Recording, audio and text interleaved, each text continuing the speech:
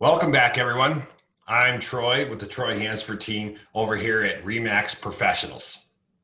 We're going to talk today about some of this crazy lingo that they use in the mortgage industry so you can understand a little bit about loans. And at the end of the video, you'll have an opportunity to like us on Facebook and follow us on Instagram. When you do, you'll be entered into a drawing to win a $25 Amazon card. So stand by and we'll get those questions answered.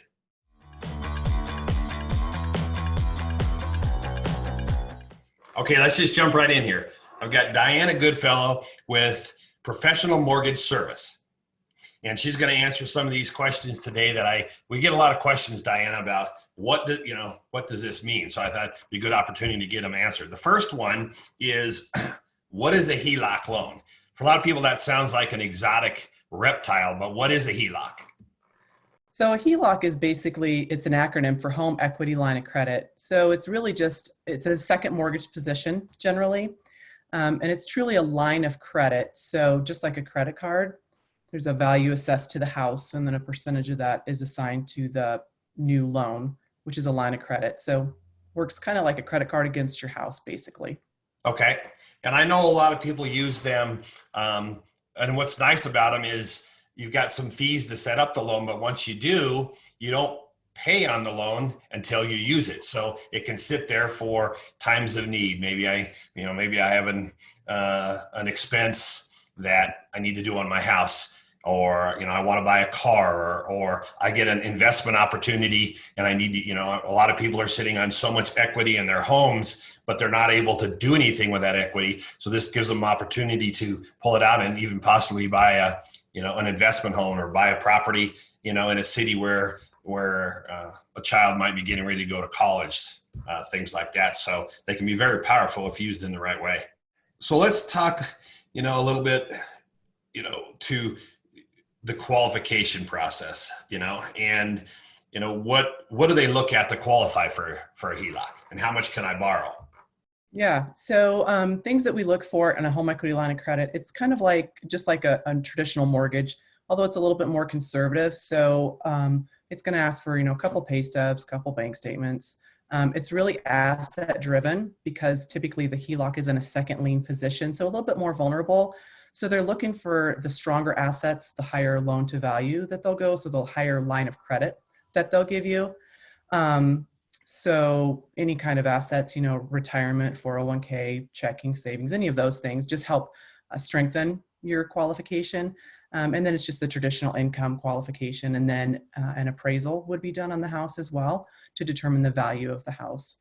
So that's all good.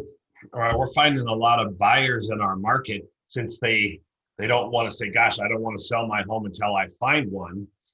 So they're using the HELOC on their current house so they can go purchase a new home and then sell theirs after they have figured out where they're going. So they've been very, very valuable in the current real estate market that we have. It's definitely a great strategy, something to keep in mind with if you don't have a home equity line of credit on your house now and you're looking to buy a new house and use that strategy.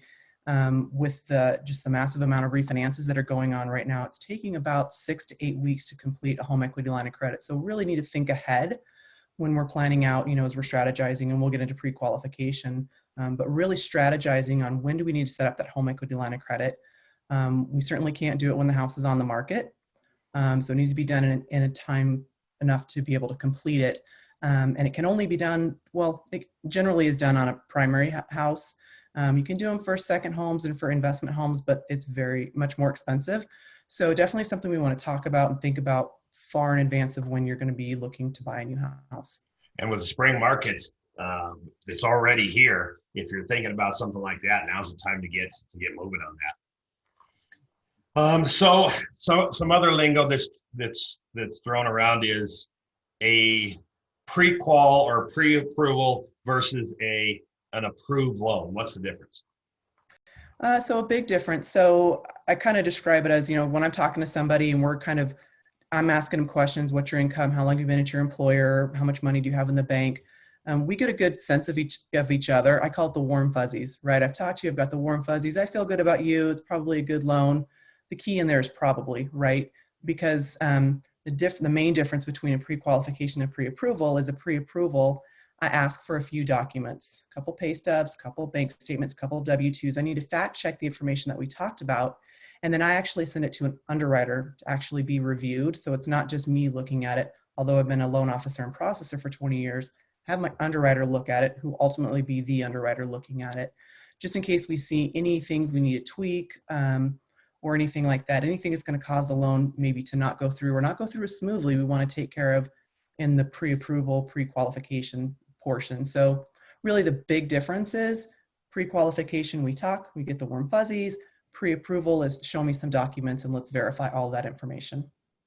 And I'll tell you, for a buyer competing, having a fully approved loan versus just a piece of paper that says they're pre-qualified, goes a long way in helping them win.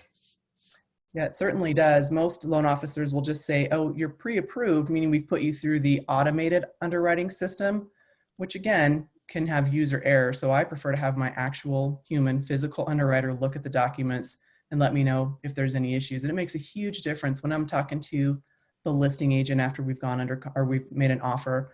I let them know, hey, we're not just automated approved, we're actually physically approved. We just need an appraisal and a contract. And that really just gets our contract moved up ahead as they're looking at different offers. So good stuff. I like it. All right. Well, thanks again for tuning in, and I hope you found these tips to be helpful. You'll be able to see Dianna's information below. Feel free to reach out to her or us if you have any more questions. And as always, if you know someone that could benefit from our real estate service, please reach out to us. We'd love to get them taken care of. We'll talk to you soon. Thanks again. Bye-bye.